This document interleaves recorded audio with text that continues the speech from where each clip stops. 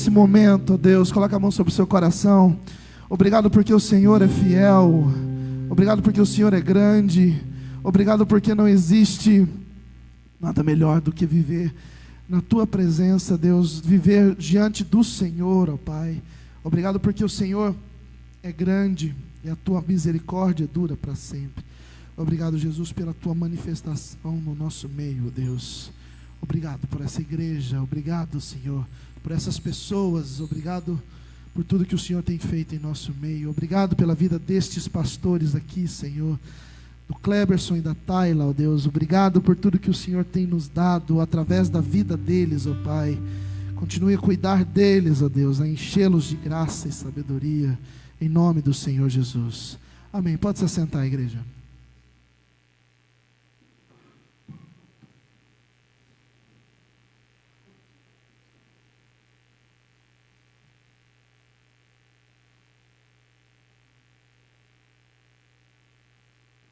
Aleluia.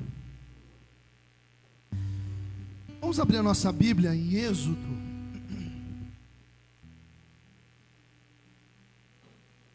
Aleluia, Jesus, obrigado por essa oportunidade. Você que está na live aí, compartilha essa live em nome de Jesus. Compartilhar essa live para que possa chegar a mais pessoas. Obrigado, Jesus. Obrigado, Jesus.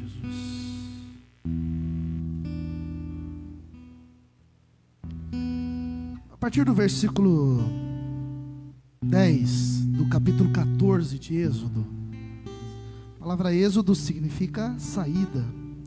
Então, esse livro foi escrito por Moisés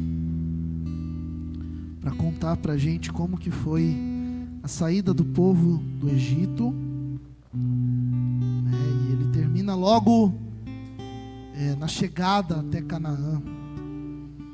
No capítulo 14 especificamente, no versículo 10, diz assim: E chegando o faraó, os filhos de Israel levantaram os olhos, e eis que os egípcios vinham atrás deles, e ficaram com muito medo. E então os filhos de Israel clamaram ao Senhor e disseram a Moisés: será que foi por não haver sepulcros no Egito que você nos tirou de lá, para que morramos aqui neste deserto? O que foi que você fez conosco, nos tirando do Egito? Não foi isso que dissemos a você no Egito: deixe-nos em paz para que sirvamos os egípcios? Pois teria sido muito melhor para nós servir os egípcios do que ter que morrer aqui neste deserto.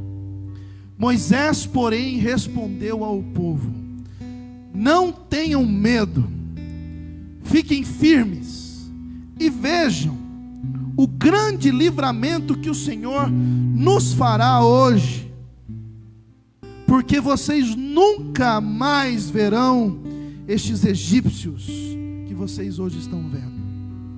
O Senhor lutará por vocês, portanto se acalmem. Respira bem fundo.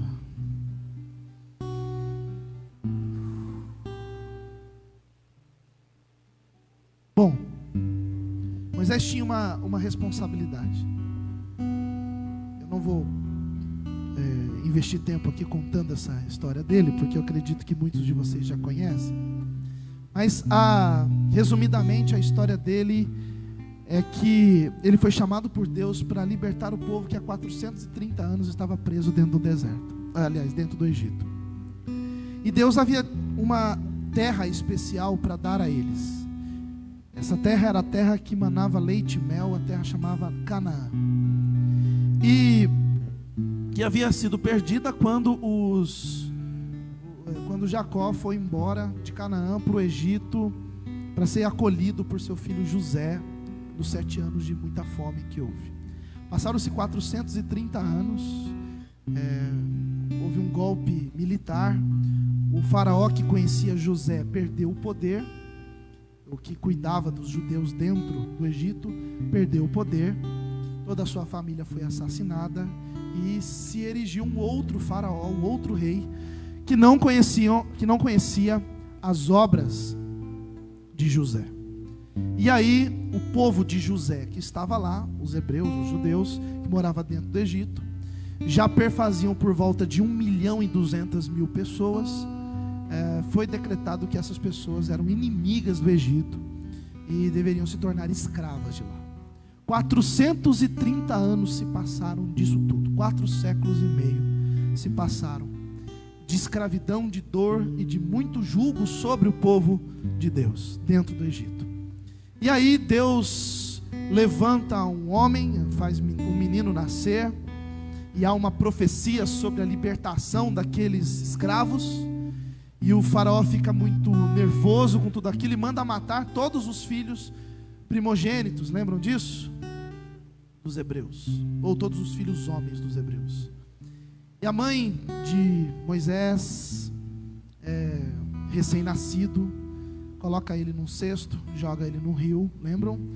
Na verdade, depois a gente estuda e sabe que ela fez muito proposital isso, pois sabia que a princesa estava tomando banho logo abaixo, e aquele cesto desce, bate na perna da princesa, ela abre o cesto, e dentro do cesto havia um menino que se parecia muito comigo, que a Bíblia diz assim, que ele era lindo e de boa formosura. Amém? Essas 3 pessoas que disseram vão para o céu direto, as outras vão passar pelo purgatório. Depois amanhã o pastor Cleberson explica para vocês o que é purgatório. Brincadeira, eu estou em live. Já era, não existe purgatório, tá? E aí ela acolhe aquele menino, adota aquele menino, e ele se torna um príncipe do Egito, criado junto com o futuro rei do Egito. Eles crescem, ele se torna líder do exército do Egito. É um menino que aprende várias línguas, muito bom de matemática e de administração, um grande líder, forjado pelos maiores líderes do Egito. Descobre no caminho que ele na verdade não era egípcio e que na verdade ele era judeu. E aí ele pega, e um dia vendo um algoz massacrando um judeu, ele vai defender o judeu e acaba matando esse soldado egípcio, e com medo de represália ele acaba fugindo, foge para o deserto, encontra um sítio de um homem chamado Jetro, lá escondido, sem ninguém saber de sua identidade. Ele fica por lá, casa-se com a filha desse homem, Jetro. E um dia ele estava caminhando, cuidando das poucas ovelhas de Jetro, e ela escapa, uma delas vai para a caverna, lembra disso? E ele vai até atrás dessa ovelha, e quando ele chega lá, tem uma árvore pegando fogo dentro da caverna. Alguma coisa diferente até aqui? Não. O Moisés sabia o que era uma árvore pegando fogo, porém ele começou a perceber que aquela árvore pegava fogo, mas a folha da árvore não era consumida pelo fogo. E ele, muito curioso, vai chegando perto da árvore, e quando ele chega perto da árvore, ele escuta uma voz nunca jamais ouvida por ele. E essa voz dizia: tira o sapato, porque o lugar onde você está aqui é santo.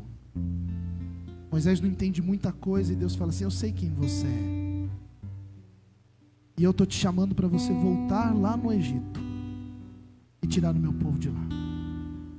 Eu estou te chamando para você ser o libertador dos meus escravos. Moisés, resumidamente, lógico, volta ao Egito, tenta conversar com o faraó, não há negócio, e aí Deus castiga o Egito com 10 pragas, até que faraó liberta o seu povo e manda embora. E Moisés pega aquela 1.200.000 pessoas e sai do Egito e vai rumo a Canaã. Perto do Mar Vermelho, o faraó tem um surto de consciência e diz assim: o que eu fiz? Eu deixei 1.200.000 escravos irem embora de graça? Não é possível. Eu vou lá e vou matar todo mundo. E ele pega o exército mais temido daquela época, que é o exército do Egito, e toca atrás de Moisés e dos judeus. Não era muito difícil de não encontrar, porque já havia 1 milhão de pessoas perdidas no deserto. E Faraó de repente encontra eles bem perto do Mar Vermelho. E o povo de Deus indo para Canaã. Existiam 3 coisas que caracterizam o cuidado de Deus sobre aquele povo. Havia um anjo que ia à frente, guiando por onde eles tinham que ir.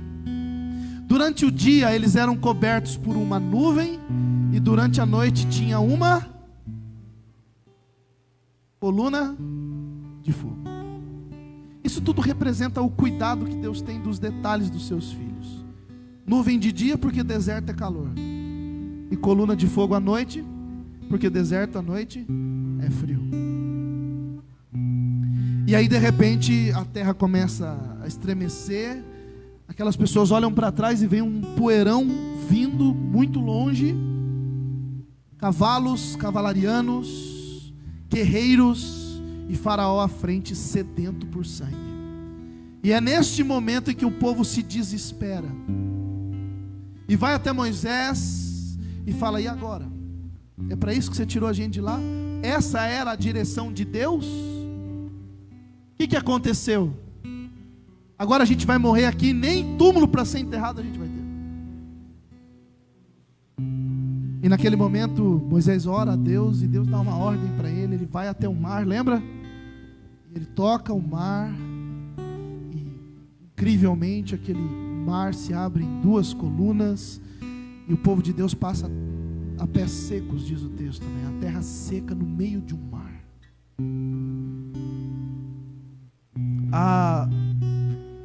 Há um momento nessa narrativa que parece que Deus se enganou.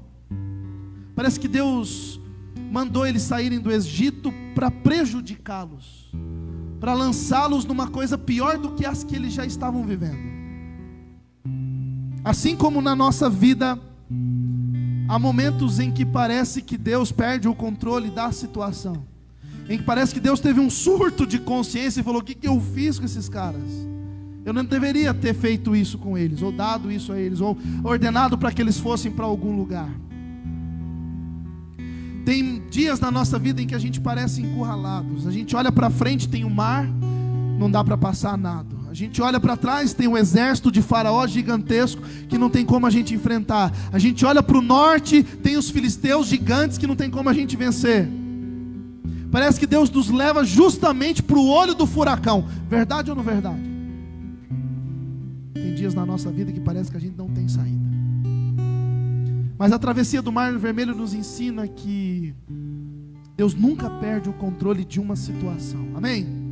Diga comigo assim: Deus nunca perde o controle de uma situação.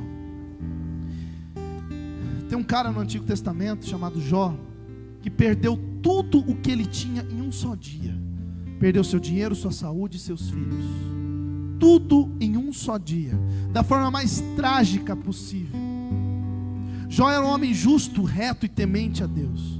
Um cara exemplar que eu e você queríamos ter estas características, e lutamos para tê-las. Mas sem motivo algum. Tinha motivo? Tinha motivo? Não, sem motivo algum. Do meio-dia para a tarde, como a gente diz aqui no interior, do meio-dia para a tarde, ele perdeu absolutamente tudo que ele tinha. A mulher olhou para ele, a condição que ele ficou em menos de 5, 6 horas, e disse assim: amaldiçoa esse Deus e tire sua própria vida. Amaldiçoa esse Deus e morra, porque não há mais sentido viver assim. Parece que Deus te jogou num poço para você morrer afogado. Jó passa por todo um processo,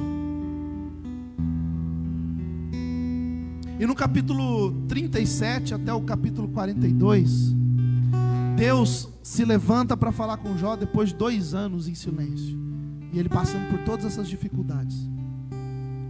E Deus olha para Jó e começa a fazer 72 perguntas para ele, dizendo assim: onde você estava quando eu teci a lã das ovelhas, Jó?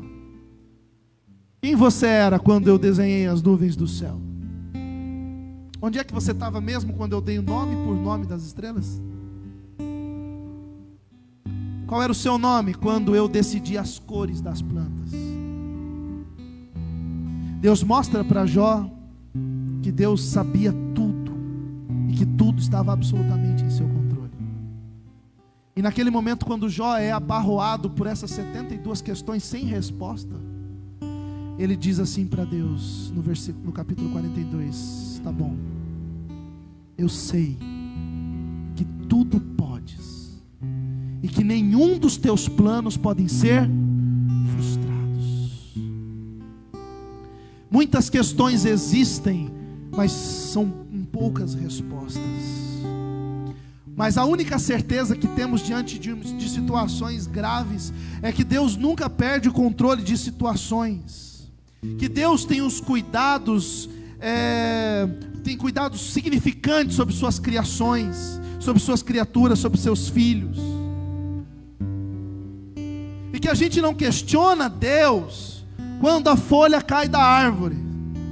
Você já teve essa crise espiritual? Você está andando embaixo da árvore, cai a folha, você fala: ah, Deus, por que, Senhor, essa folha caiu? Qual o motivo, meu Deus? Não, né? Pelo amor de Deus. Se tiver, encaminha lá no consultório, beleza? Ninguém questiona quando uma folha cai do céu. Mas quando a mãe morre, antes da neném nascer, era a neta que ela sempre quis e que ela esperou a vida inteira, ou o filho que naturalmente é abortado ainda dentro do ventre, ou as situações que estão completamente fora do nosso controle. Aí a gente surta, aí a gente fala: ó Deus, por que, Senhor? Se Deus controla a folha que cai da árvore, você acha que Ele não controla todas as outras coisas? E por que você não questiona a árvore, mas questiona outras situações? Você acredita num Deus da árvore, mas não no Deus do ser humano?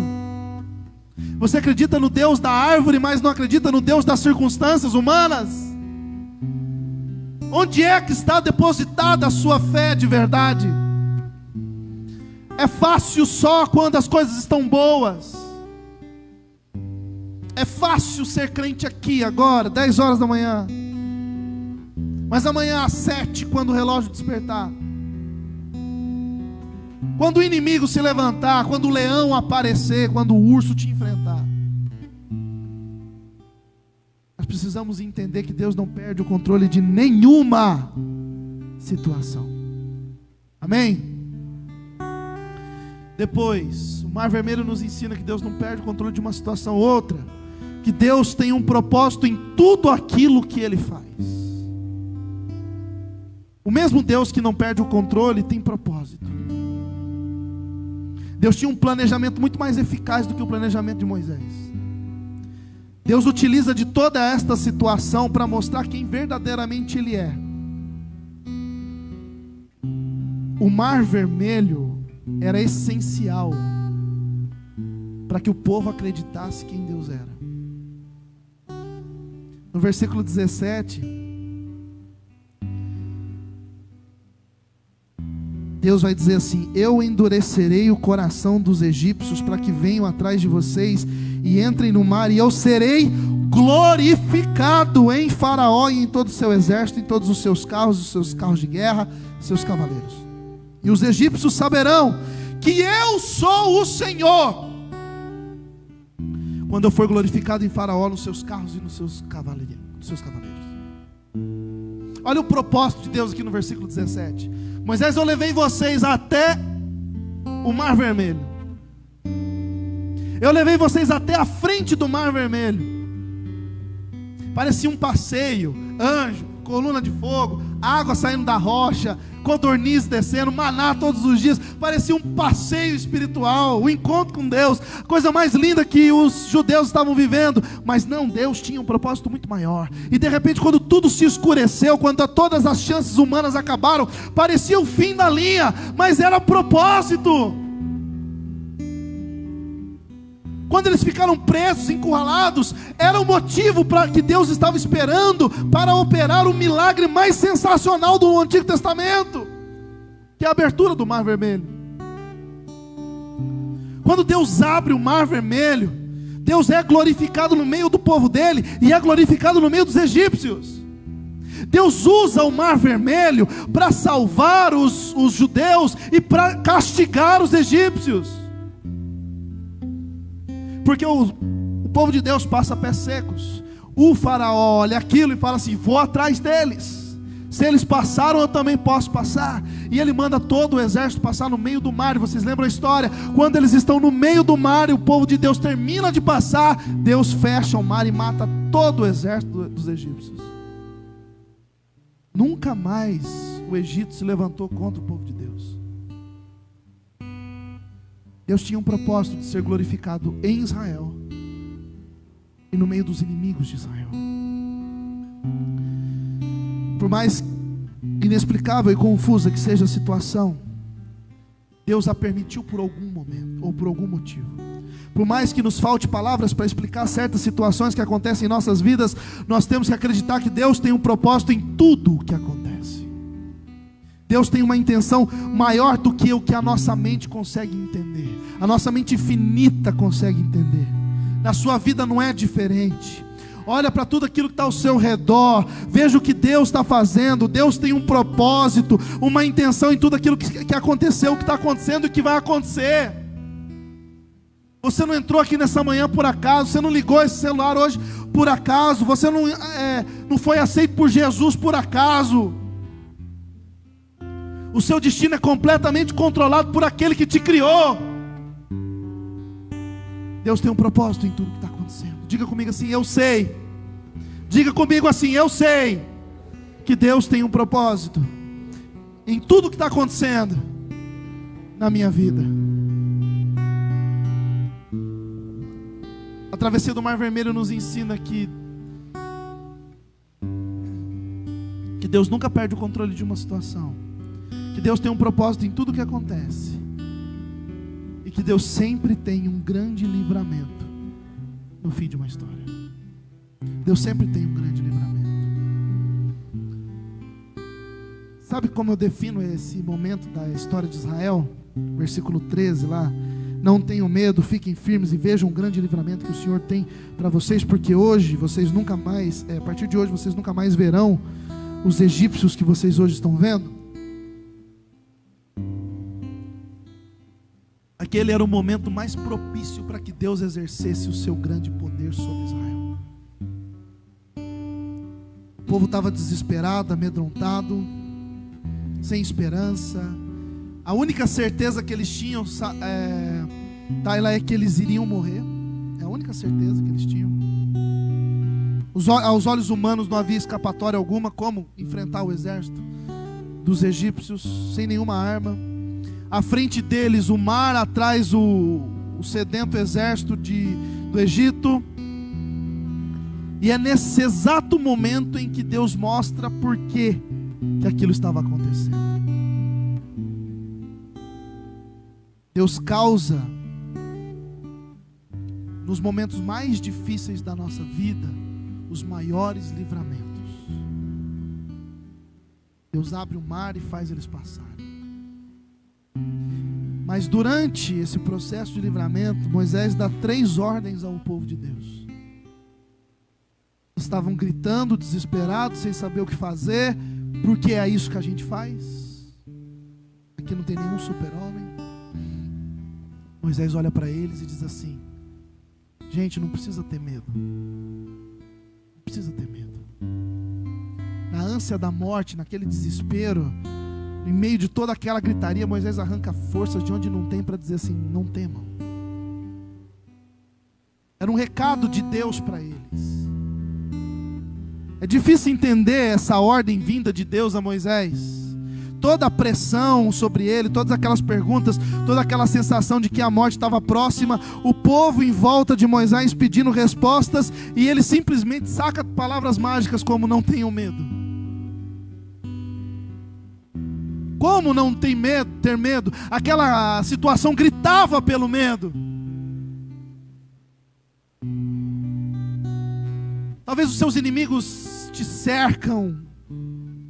O diabo não cansa de te atingir. A corrente da vida te levou exatamente para cair de frente com os carros de Faraó. Você tem certeza que não tem condições de vencer. A sua alma está doendo. Os seus sentimentos estão à flor da pele. E o que está te dominando é o medo. pressão dos problemas te fazem sentir medo. Mas a palavra de Deus para nós hoje é: não temam. Vocês não precisam ter medo. A segunda ordem de Moisés é: permaneçam em silêncio, ou aquietai-vos. Não é isso? Aquietai-vos. Versículo 13. Moisés disse: não tenham medo, fiquem firmes, aquietai-vos. Como ficar quieto num momento de desespero? Alguém sabe?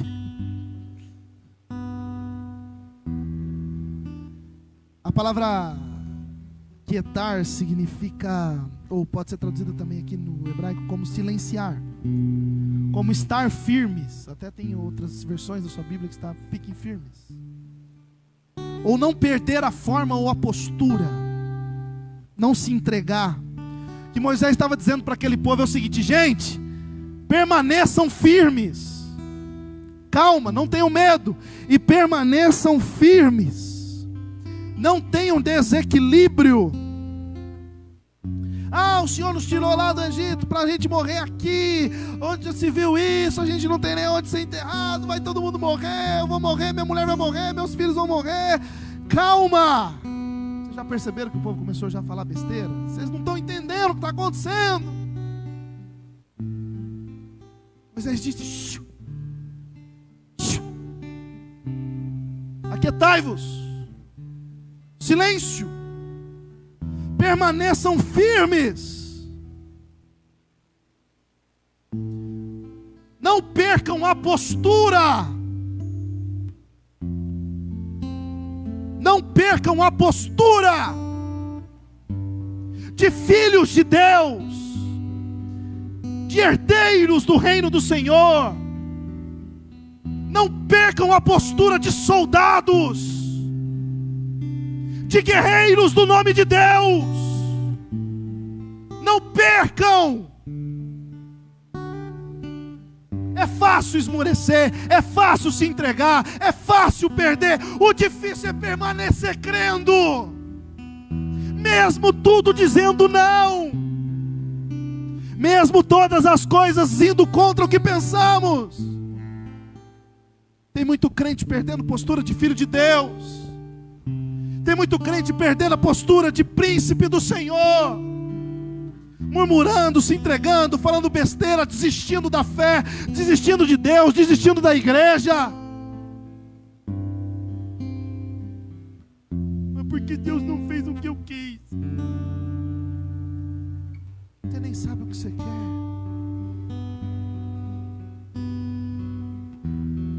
Fica desesperado, gritando para lá e para cá, vomitando em Facebook, WhatsApp, achando que nosso ouvido é lixo para ficar ouvindo a porcaria que sai de sua boca.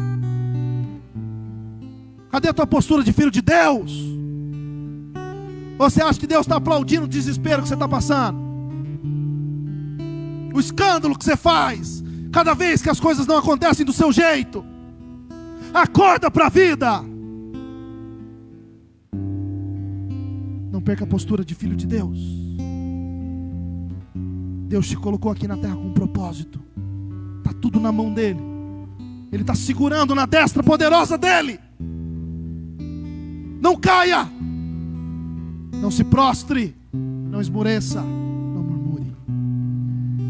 Terceira ordem de Moisés: não é para você cair, é para você permanecer firme e abrir bem os teus olhos para ver tudo o que Deus vai fazer. Primeiro, Moisés fala assim: não tenham medo. Segundo é: silêncio, está muita muvuca aqui. Porque se ele não pede para as pessoas pararem, elas não iriam ver o que Deus ia fazer. E a grande intenção é a terceira ordem, que é: vejam o grande livramento de Deus. É aqui a chave do texto todo.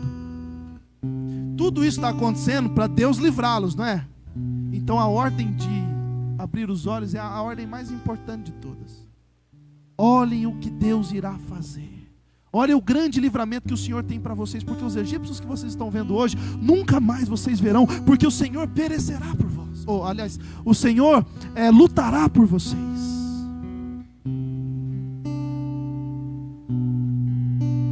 Senhor fará maravilhas. Só que se vocês ficarem gritando, sem postura, desesperados, vocês não vão ver nada. Aí depois vão falar que Deus não fez. Nessa vida de imediatismo, de desespero, de corrida para lá e para cá, a gente tem que fazer 1 milhão de coisas. 24 horas é pouco, 7 dias é muito pouco. A vida passa correndo, o pastor Cleberson disse aqui hoje, passa o dia, passa a noite, a gente não vê, erra o caminho, não dá tempo mais de voltar, é tudo muito programado, tudo muito agendado, a gente vê 1 milhão de coisas, a gente tem 1 milhão de ocupações, 1 milhão de desesperos, 1 milhão de coisas que dão certo e que não dão durante o dia. A gente vive essa vida num ritmo alucinante e acaba esquecendo de parar para ver o que Deus está fazendo.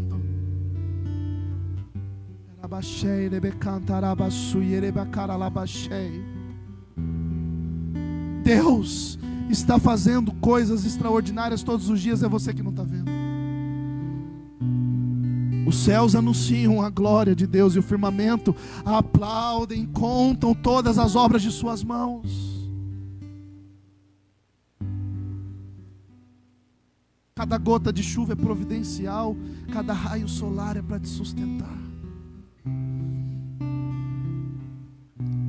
Respira fundo agora. Cada centímetro cúbico desse ar que entrou nas suas narinas agora é dele. E muitos hoje estão em leitos do hospital pedindo só isso. Eles não estão pedindo uma Mercedes zero de 350 mil reais. Eles não estão pedindo um almoço com feijoada. Inclusive estou querendo comer feijoada, quem quiser, em nome de Jesus. Espírito Santo toque no seu coração. Eles não estão pedindo para sair de lá para jogar futebol. Eles não estão pedindo para sair de lá para trabalhar mais um pouco, para ganhar mais um pouco de dinheiro. Eles só estão pedindo para Deus dar um pouco de ar para eles respirarem. A coisa mais gratuita do mundo está faltando na vida de milhões de pessoas no mundo inteiro. E você respira a cada 1 segundo e nem percebe que Ele está te dando de graça e não está te cobrando nada. A única coisa que a gente queria hoje é que ela estivesse respirando. Se tivesse que fazer diálise, a gente faria, levava ela todo dia, sem preguiça. A única coisa que a gente queria é que ela estivesse respirando. E você respira a todo momento e não vê que Deus está te dando de graça. Daqui a pouco você vai almoçar e vai sentar na sua mesa o seu marido ou a sua esposa, seus filhos, talvez até seus netos, talvez até seus bisnetos. Você vai pegar uma escumadeira e vai colocar um arroz, feijão,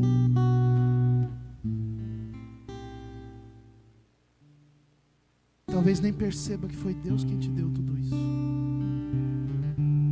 Dentre tantos e tantos outros livramentos e bênçãos que Deus te deu durante toda a vida e você nem percebeu. Sabe por quê? Porque os teus olhos estavam fechados. Você não viu o grande livramento de Deus milhões de vezes que passaram diante dos teus olhos, porque você está ocupado com a vida da terra. E aí quando a gente chega em situações como aquela de ontem, a gente tem que colocar uma mãe de 45 anos debaixo da terra, você fala, meu Deus, não dá para pensar.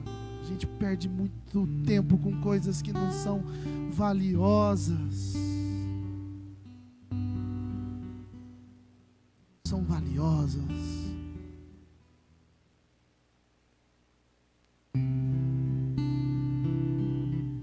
Fiquei muito triste pela morte dela. E de sexta para sábado eu sonhei que eu tinha ido para o hospital. Eu estava muito doente. E quando eu cheguei no hospital, os médicos chegaram e falaram assim: não tem o que fazer, você vai morrer agora. E eu olhei para os médicos e disse assim: não, me dá só 5 minutos para eu ligar para minha mulher. Deixa eu falar para minha filha. Deixa eu gravar um vídeo para deixar uma mensagem para quando ela tiver 15 anos.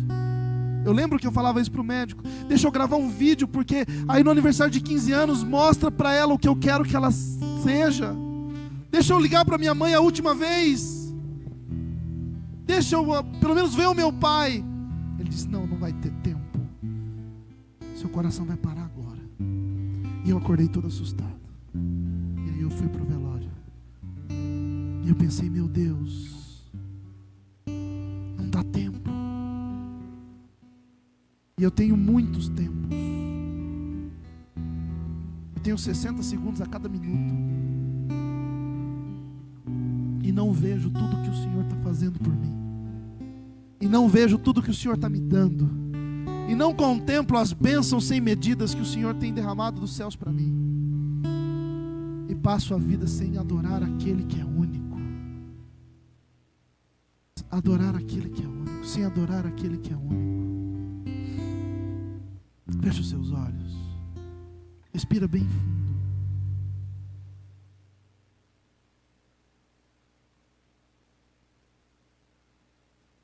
Sem adorar aquele que é único.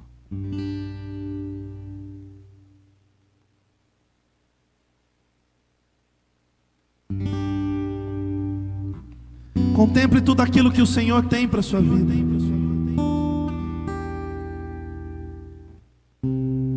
Porque Ele é o Deus que tem te guiado e te dado e te feito coisas extraordinárias. Diga para Ele nessa manhã.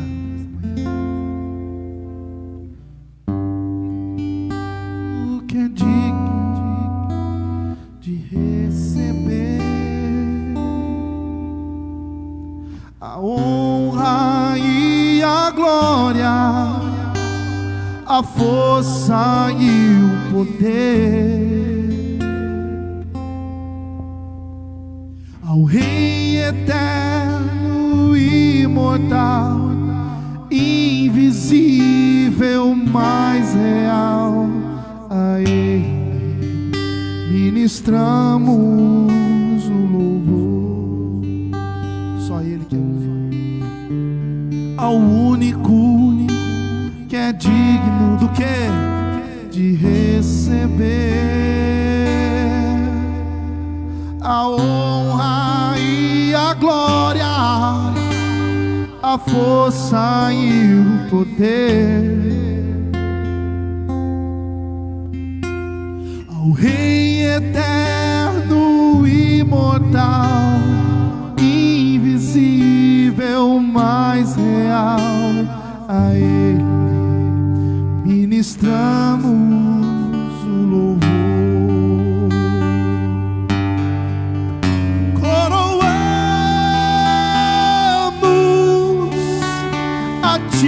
Ó Rei Jesus, coroamos a Ti, ó Rei Jesus, adoramos o Teu nome e nos rendemos aos Teus pés. Nós consagramos todo nosso ser a Ti. Se coloca de pé em nome de Jesus. Ao único que é digno de receber toda a honra, toda a glória aqui nessa manhã. A honra por tudo aquilo que Ele tem feito, por tudo aquilo que Ele tem te livrado, pelas bênçãos, porque Ele está no controle de tudo. Ao Rei eterno, Ele é imortal, é também invisível, mais real. A Ele ministramos o louvor.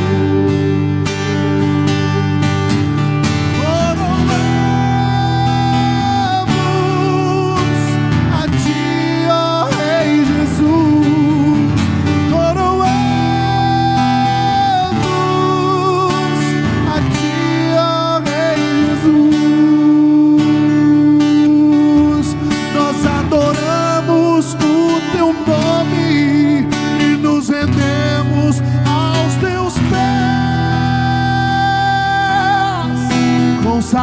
consagramos todo o nosso ser.